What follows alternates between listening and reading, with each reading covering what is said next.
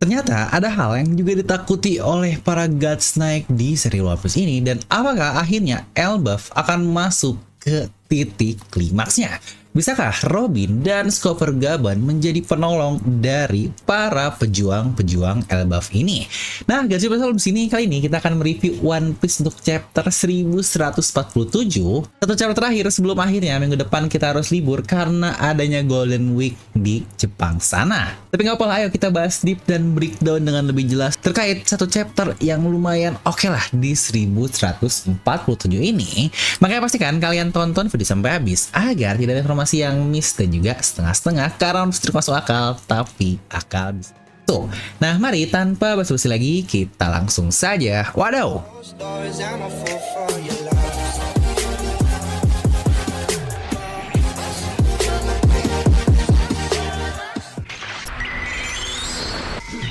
Di mana cover story sendiri masuk ke volume 32 dari perjalanan Yamato, dan dia diberikan makan oleh Daimyo Udon yang tidak lain dan tidak bukan adalah si jelek Raizo. Yang ternyata ninja kita ini dia sudah berubah menjadi seorang Daimyo yang sangat dihormati. Di mana Ulti dan Pechuan tidak terlihat di chapter ini, namun terlihat di bagian belakangnya. Sepertinya rakyat-rakyat atau mereka-mereka yang sebelumnya diculik oleh Husu sangat kesal karena di sini terlihat topengnya dipegang yang seakan-akan mereka dalam keadaan marah. Yang kita pun sebenarnya masih penasaran kan apa wujud di balik Husu karena selalu menggunakan topeng yang dia gunakan tersebut. Dan untuk chapter 1147 ini memiliki judul Hal Yang Kita Takutkan. Dan chapter sendiri dimulai lanjutan langsung nih dari sebelumnya saat Saulo yang dikalahkan oleh Saint Somers. Di sini ketika Saul menyembunyikan Robin dan juga Chopper, situ pun dia berkata kalau orang ini adalah Gods Knight, aku pernah bertemu dengannya sebelumnya. Mereka orang-orang yang tidak bisa mati dengan bahkan term immortal yang digunakan oleh Saulo di sini. Jadi kita tidak bisa mengalahkan mereka, dan untuk kepentingan anak-anak, aku ingin kalian tetap sembunyi dan gunakan momen kalian untuk menyelamatkan mereka. Yang bukankah ini menjadi satu hal yang sangat menarik sekali, yang berarti memang sejak awal Saul sudah tahu kalau dia tidak mungkin bisa mengalahkan Gods Knight tersebut. Dan yang menarik lagi adalah ternyata Saul juga dia pernah bertemu dengan mereka. Yang mungkin seharusnya maksud di sini adalah Somers, karena satu-satunya Gods Knight yang pernah dia lihat hanyalah Somers saja. Yang sebenarnya tidak cuma tahu, tetapi Saul pula tahu kekuatan dari Gods Knight yang bilang kalau mereka tidak bisa mati.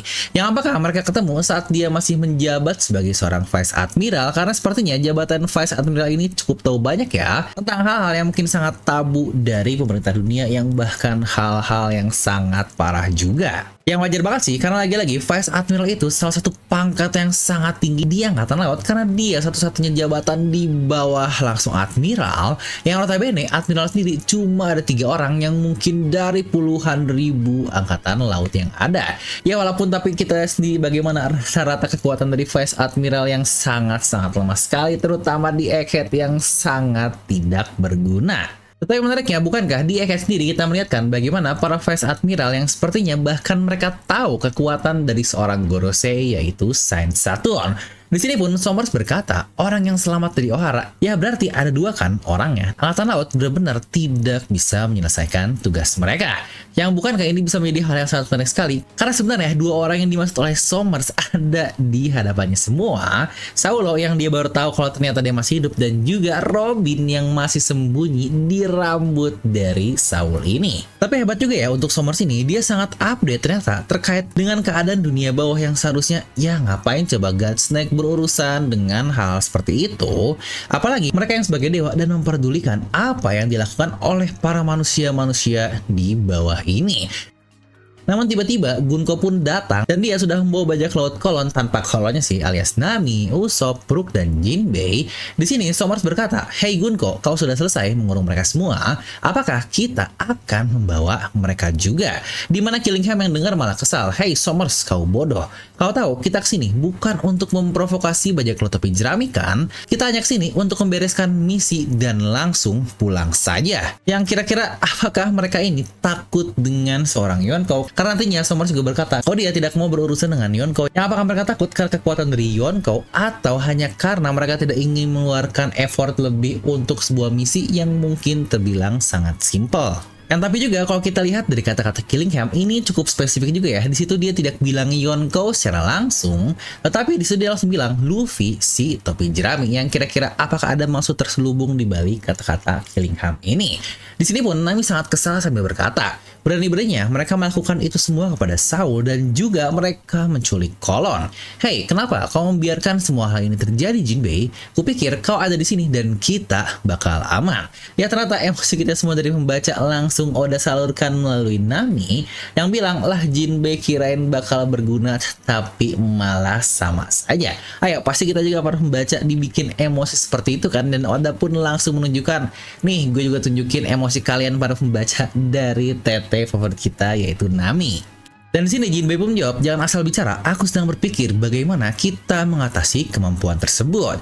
Yang kayaknya kalau dari kata-katanya tersebut, sepertinya ada sedikit tambahan pertarungan yang Oda munculkan dalam bentuk off-screen, alias mereka sempat bertarung lagi lah selain yang kita lihat di chapter lalu saya, tetapi hasilnya tetap masih nihil. Makanya Jinbei bisa bilang, gimana cara kita melawan kemampuannya? Ya balik lagi, panah takdir dari Gunko ini sangat-sangat OP sekali. Dan terkait kemampuan dari Gunko pun sudah pernah kita bahas di video kemarin. Buat kalian yang penasaran bisa langsung lanjut nonton setelah video review ini selesai. Tapi di sini ada kata-kata menarik dari Brook juga. Di sini dia berkata, wanita itu. Ah tidak, itu tidak mungkin. Yang kira-kira apa ya kata-kata yang mau diucapkan oleh Brook yang akhirnya tidak sempat dia ucapkan? Karena di sini tahu-tahu dia langsung ditendang oleh Gunko, yang situ pun Usopp berkata kalau dia adalah wanita zombie. Apakah kata-kata yang ingin dikatakan oleh Brook sebelumnya adalah terkait dia yang tidak bisa mati atau immortal, makanya disebut juga sebagai wanita zombie oleh Usopp. Yang menariknya di sini Gunko dengan pedang-pedangan dari arrow-nya menuju ke arah Brook, dan situ pun dia menginjak Brook sambil berkata, nyawamu sekarang akan menjadi milikku dan kau akan menjadi budak musik hanya untukmu. Di sini Brook pun bingung, Nami bingung, semua bingung karena kita udah nggak bingung kalau udah masuk surga. Aduh, itu malah jadi Aldi Taher. Nanti nggak bingung kalau udah di surga. Di sini pun Nami berkata, dia bisa tahu musik-musik dari Brook, dan Usopp juga berkata dia seorang Tenryubito tetapi fans dari Soul King, dan Jinbei juga bilang hal yang sangat aneh sekali. Di sini Somers pun kesal dengan bilang, sudahlah Gunko, aku lagi tidak bermood untuk melawan seorang Yonko, jadi mari kita semua selesaikan tugas ini dengan cepat. Dan pada saat itu pun Brook menjawab pada Gunko, dari hati yang terdalam, maafkan aku wanita muda, kaptenku sudah memberikanku nyawa kedua, dan sejak saat itu kesetiaanku hanya untuk dirinya seorang. Dan Gunko pun bertanya lagi, dan jika kau menolak berarti kau membuang nyawamu. Di sini pun Brook menjawab lagi, aku lebih baik mati daripada hidup tanpa kehormatan. Yang wadah banget nih, lagi-lagi kata-kata dari our Brook kita.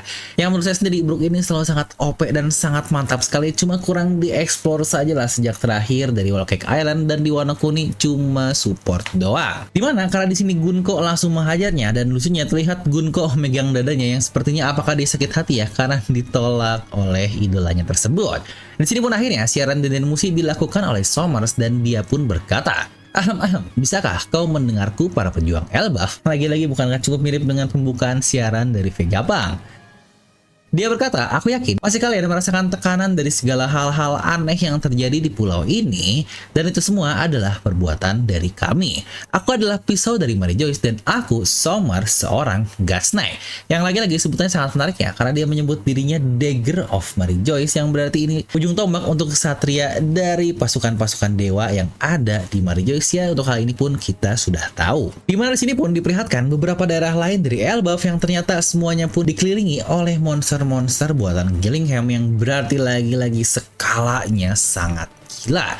Di sini area selatan bernama Artisan Village, dia didatangi oleh monster yang mirip seperti Griffon, dan kalau dilihat dari warga-warganya, mereka semua pengguna palu yang cukup menarik juga nih. Di sisi lain, di daerah utara yang bernama Desa Hunter, mereka menggunakan panah untuk menghajar musuhnya. Yang kira-kira seberapa kuat ya, dan seberapa besar juga panah-panah yang dilakukan oleh orang-orang ini. Dan satu-satunya yang menjadi concern dari mereka, baik lagi adalah apakah anak-anak dalam keadaan aman. Sambil berkata begitu, Somers pun melanjutkan percakapannya. Kalian mungkin sudah mulai sadar, tetapi saat ini kita sudah menculik 10 anak-anak dari negeri ini. Oh ya, kita juga berhasil mengalahkan si rambut oranye yang mencoba membebaskan anak-anak tersebut. Yang kita semua tahu siapa yang dimaksud oleh rambut oranye di sini, karena sudah jelas dia adalah Saul. Karena di sini pun terlihat kalau orang-orang Elbaf sadar akan sosok tersebut. Kerennya di sini Sommers menggunakan kemampuan duri mawarnya dan membuatnya menjadi semacam ular yang hidup untuk dia kendarai, yang ini sangat praktis banget. Di sini pun Sommers melanjutkan, mudahnya kalian berasumsi kalau kita akan membiarkan bocah-bocah itu selamat, tetapi mereka masih menjadi sandera kita untuk mencapai tujuan kita. Gillingham berkata, ya ini sebuah pertunjukan, namun sayang sekali tidak ada deden musik video untuk menampilkan mereka semua. Hei kau ingat semua nama anak-anak yang diculik? Di sini pun Gillingham bertanya kepada Aang, dan Aang tentu saja dia hafal selaku guru. Dan di sini pun Gillingham menyuruhnya untuk memberitahu orang tua mereka karena sudah waktunya bagi anak-anak itu untuk bangun dari mimpi mereka. Yang ternyata ada durasi ya terkait mode tidur yang dilakukan oleh Gillingham ini, yang sepertinya tidak cukup lama juga untuk waktu kemampuannya. Dimana kita berpindah ke daerah anak-anak yang sebelumnya berjalan, dan di sini mereka benar-benar sudah dalam keadaan terbangun. Namun tubuh mereka masih berjalan dengan sendiri akibat yang tentu saja panah takdir dari Gunko yang tidak bisa ditolak itu. Dimana ternyata posisi terbang yang sebelumnya adalah bocah lucu Ylva dan sekarang sudah berubah, dimana yang paling depan adalah our little warrior alias Kolon. Ya benar, pasca diculik dari tim Jinbei, sepertinya Gunko menempatkan dia di posisi paling depan, dan karena dia sadar betul, makanya dia bilang ke yang lain kalau kita ini diculik. Yang tentu saja bocah-bocah itu pasti panik dong mendengar hal tersebut. Namun Kolon pun menjawab lagi, tenang, aku ada di sini. Aku tidak seperti kalian orang lemah. Aku ini seorang pejuang. Dan tiba-tiba ada monster yang ada di belakang mereka, dan mereka pun sangat ketakutan sambil meminta tolong kepada Kolon. Ternyata Kolon ini malah ikutan ketakutan juga, yang aduh bejir dasar bocil. Di sini pula kita diperlihatkan keadaan di kapal The Great Eyrick. Mereka cukup panik karena Saul kalah, jadi di sini pun mereka berkata untuk putar balik dan menyelamatkan anak-anak. Namun mereka berkata kalau kapalnya dalam keadaan cukup rusak parah, dan mereka pun cukup bingung juga melihat monster-monster ini kok bentukannya sangat aneh sekali. Apakah dia monster wanita? Ada yang bilang monster ini mirip emaknya lah, ada yang bilang mirip istrinya, dan mereka pun akhirnya membuat deduksi. Sebentar, monster ini bukankah muncul dari ketakutan anak-anak? Hei, Ben adalah anakmu kan? Bagaimana jika hal yang ditakutkan oleh anakmu adalah ibunya? Yang berarti monster-monster ini adalah emaknya, yang aduh ini lucu banget. Mereka pun sambil kaget, yang tentu saja semua orang bakal takut kalau harus ngelawan emaknya sendiri. Dimana terlihat bahkan monster-monster emak ini sangat gede sekali, bahkan lebih besar dari ukuran raksasa Elbaf yang ibarat Big Mom sebelumnya turun ke kapal Thousand Sunny. Tetapi ini awalnya kapal raksasa diturunin oleh emak raksasa juga, mana bahkan ada yang cukup mirip dengan Big Mom juga. Yang aduh ini sejujurnya sangat lawak sekali karena semuanya sangat ketakutan ketika berhadapan dengan emak-emak ini. Dan yang lebih lucu lagi, bahkan mereka pun sambil minta maaf dan berkata, maaf kalau aku suka kabur untuk minum-minum mak, maaf juga kalau aku suka lupa untuk buang sampah, yang aduh ini udah kayak disemprot bini nih, lupa buang sampah. Dan akibat serangan-serangan tersebut, akhirnya awan pohon hilang dan Svalar dari The Great Eyrick pun akhirnya terjatuh. Di sini Sommers melihatnya sambil tertawa. Gihaha, kapal-kapal dari sang pejuang kuat pun bahkan terjatuh. Ternyata monster-monster mimpi cukup kuat bagi mereka ini. Keanehan pun semakin buruk bagi bocah-bocah. Jadi mari sekarang saya langsung bicara ke pejuang legendaris Mountain Beard Jarul. Karena raja sekarang sudah tiada, jadi pasti kaulah yang akan berbicara atas nama Elbaf. Di sini Jarul malah panik karena keadaan Dori dan Brogy. Padahal malah lagi-lagi mereka nggak tahu aja kalau harus ngelawan emak-emak yang notabene ras terkuat di bumi ini. Yang ternyata pula tim Franky dan Ripley mereka berada sangat dekat dengan lokasi dari Svalar. Di sini Sommers mengatakan tujuan mereka. Kami ingin kalian para raksasa membantu kami dalam pertarungan. Bagaimanapun kita akan melihat seberapa berharga bocah-bocah ini sebagai sandera. Aku yakin kalian juga penasaran kan tentang ke-10 bocah ini dan kemana tujuan mereka. Yang lagi-lagi di sini ala-oda banget lah kita diperlihatkan minimap dari lokasi-lokasi orang di Sunward tersebut. Mulai dari Batang Library sampai ke desa barat tempat Jarul sebelumnya sangat lengkap sekali. Dan seperti biasa, gambarannya lucu-lucu banget, yang simple, yang ini mantap banget. Ternyata replay Franky dan kapal The Great Eric pun berada sedikit di daerah utara yang tidak jauh dari lokasi Batang ini. Di sini pun Eng menyebutkan nama-nama dari bocah tersebut. Yang pertama adalah bocil Yelva yang sangat lucu yang kita sukai tersebut, yang dia juga adalah cucu dari cucunya Jarul. Lanjut ada Skadi, lalu Olaf. Aduh, ini Olaf favoritnya, tapi kalau saya mah Olaf dari Frozen ya. Aduh, ini lucu banget. Tapi ternyata untuk Olaf ini dia juga adalah cucu dari Oimo, yang wah, ini banyak banget hubungan orang-orangnya. Lalu juga ada Colin, Ronya yang dia juga anak dari salah satu elbaf daerah barat. Lalu ada Ben yang notabene sebelumnya ditanyakan sebelumnya kan, jika dia takut sama emaknya maka berarti benar itu adalah istrinya. Yang ternyata ini bocah Ben-nya ditunjukkan juga di sini. Next juga ada Johanna, bocil cewek yang lucu banget yang sebelumnya pernah kita bahas, yang punya tanduk. Dan yang terakhir adalah Bjorn yang kelihatan banget dia ini super wibu karena cupu. Aduh, ini judgmental banget. Mereka-mereka yang santuy ini cuma Ronya dan Johanna doang lah, plus mungkin Kolon, walau dia pun terlihat cukup panik juga. Mereka juga menjelaskan sampai berkata, awalnya hanya ada 9 bocah ini, namun ada satu bocah lain yang berusaha menyelamatkan teman-temannya. Dialah pahlawan kecil kita, yaitu Kolon. Makanya jumlahnya pas sekarang 10 orang, dan saat itulah replay kaget mendengar anaknya tertangkap, yang ternyata di sini dia sudah bersama suaminya Gaban yang super kecil itu berada di tangannya. Gaban berkata kepada istrinya, "Hei, kau dengar itu replay, bocah kita benar-benar luar biasa." Yang aduh, bukannya fokus ke anak yang diculik, dia malah fokus ke anak yang disebut sebagai pahlawan. Di sini akhirnya Somers mengatakan permintaannya, "Hai kalian, dengar baik-baik elbaf. Pejuang tidak membutuhkan sekolah. Mereka tidak butuh perpustakaan atau hal-hal sejarah tidak berguna itu. Hancurkan semua itu dan bersumpahlah untuk berada di bawah kami. Jika tidak, kami akan membunuh anak kalian satu persatu. Dan kau, tetua Jarul, keputusan ada di tanganmu." Yang tentu saja mereka semua sangat kesal sekali mendengar perkataan dari Somers ini. Di sini pun bahkan Dodi dan Drogi sudah dalam keadaan normal untuk siap mengajar lagi. Namun di situ Eng berteriak yang terdengar ke semua desa juga, "Hei, kalian ini sangat kejam sekali. Sekolah di sini adalah simbol kedamaian dari elbaf, dan perpustakaan tidak hanya melindungi sejarah panjang negeri ini saja, tapi juga rahasia dunia yang tersisa dari sejarawan Ohara dengan mengorbankan nyawa mereka. Semua ini tidak hanya milik elbaf sendiri, tetapi milik banyak orang." Yang di sini pun Robin sepertinya mulai tergerak, dan replay pun meminta tolong kepada suaminya yaitu Gaban untuk bergerak juga. Dan chapter ditutup dengan duo kita, Robin dan Gaban, yang berkata, "Aku tidak akan membiarkan hal tersebut terjadi." Lagi-lagi kita masuk ke bagian analisis untuk video review kali ini, dan buat kalian yang cuma ingin nonton review bisa skip bagian analisis ini, karena untuk bagian ini lebih ke arah breakdown, prediksi, dan juga mungkin sedikit teori untuk penjelasan-penjelasan yang terjadi di chapter yang sama. Jadi yuk, mari kita mulai untuk analisisnya. Kita akan mulai dari bagian akhir dulu nih, yang ternyata momen Robin Gaban yang sebelumnya kita bingungkan ketika masih spoiler, yang dikira mereka sudah dalam posisi bersama, ternyata masih berada di masing-masing wilayahnya sendiri. Tinggal lagi di pertanyaan nih, apa yang bakal mereka lakukan? Apakah bakal lebih fokus ke anak-anaknya atau ke para God Snake tersebut untuk mereka kalahkan? Dimana untuk Robin sepertinya satu yang paling dekat ya udahlah hanya Gunko, karena dia juga yang menangkap nakama-nakamanya tersebut.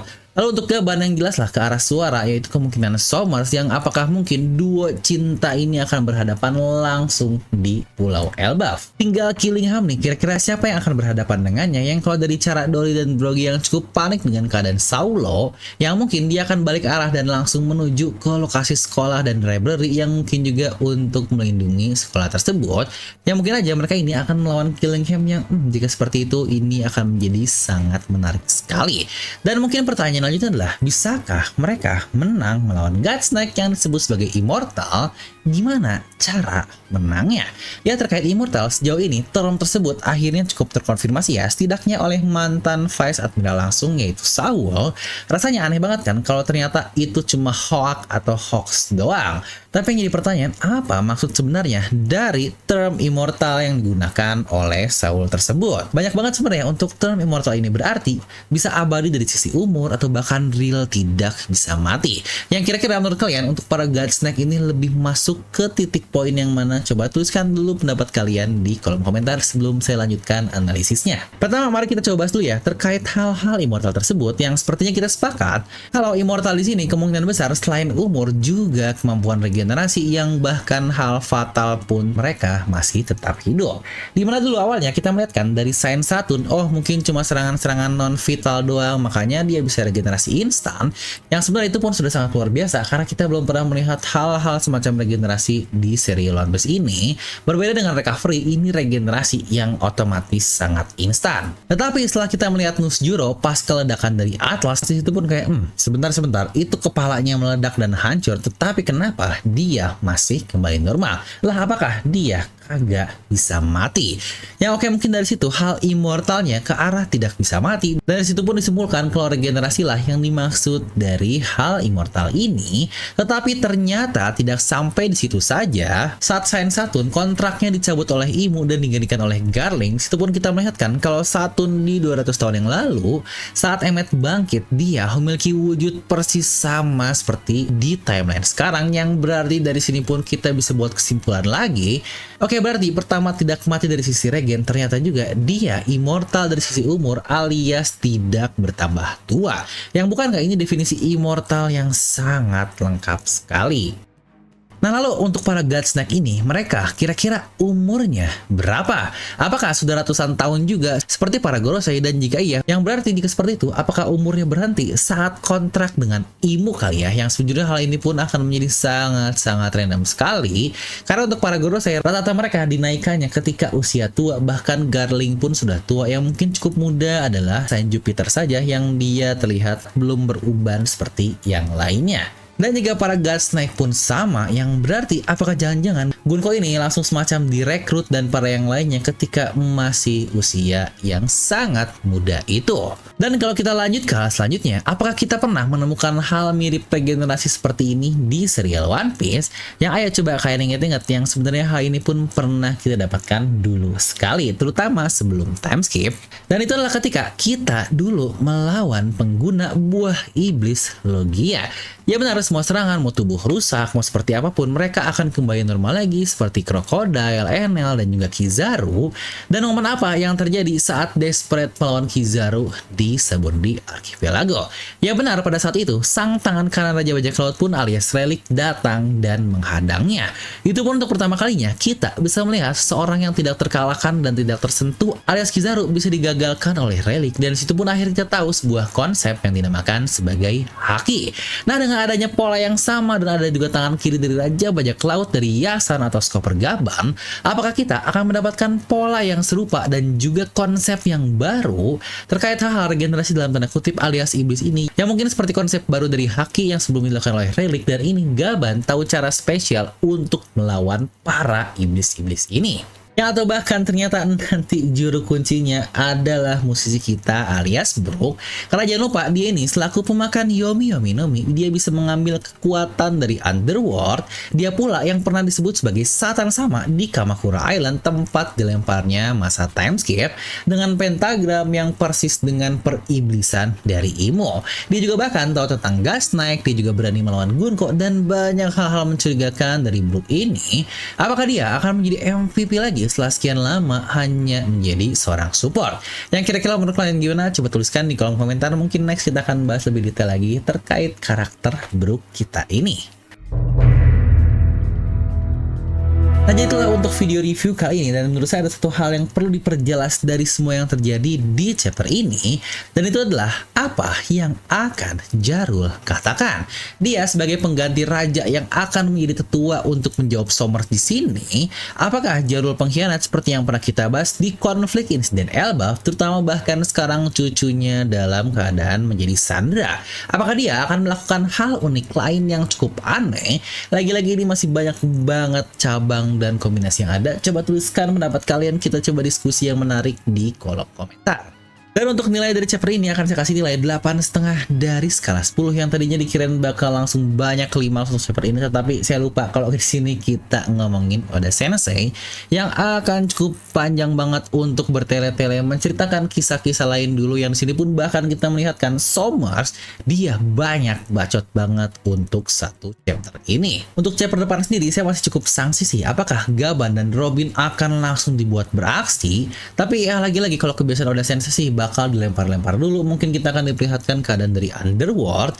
Ya lagi-lagi jangan lupa Underworld ini berisi orang-orang luar biasa, yaitu trio monster, Loki, dan bajak laut raksasa baru. Wah, ini power kekuatan yang luar biasa. Yang sebenarnya dari 3 ini aja sudah menjadi 3 sesi yang cocok kan dengan bagian-bagian dari para God Snake ini yang jumlahnya 3 juga. Tapi baik lagi karena minggu depan libur, jadi kita masih harus menunggu 2 minggu lagi untuk lanjutan dari chapternya. Nah, jadi itu aja untuk satu video review kali ini yang sepertinya cukup panjang. Dan buat kalian juga yang sudah support TV Lomi, saya berterima kasih, dan mau support lebih lanjut lagi, kalian bisa bantu kalau mau beli barang-barang yang ada seperti mic ini. Bahkan pakaian Happy 10 Birthday Bone dari Life of Kumai. Yang ini juga desain dari DNM. Buat kalian yang pingin, linknya ada di deskripsi. Terdapat warna putih yang saya pakai dan juga ada warna hitamnya juga. Nanti lagi-lagi linknya akan saya simpan di deskripsi. Dan buat kalian pingin pakai link itu ya, biar saya juga dapat komisi dan bisa semakin semangat untuk kontennya. Yaitu hitung support kalian untuk channel Devil Nomi. Dan buat kalian juga yang ingin nonton lengkap video terkait kemampuan Gunko akan saya simpan di video ini. Nah, semoga kalian terhibur dengan video ini. Like aja kalian suka, di setelah jangan suka, jangan lupa untuk subscribe dan juga share ke teman kalian. Dan gue Devil Nomi pamit, and I'll see you guys next time.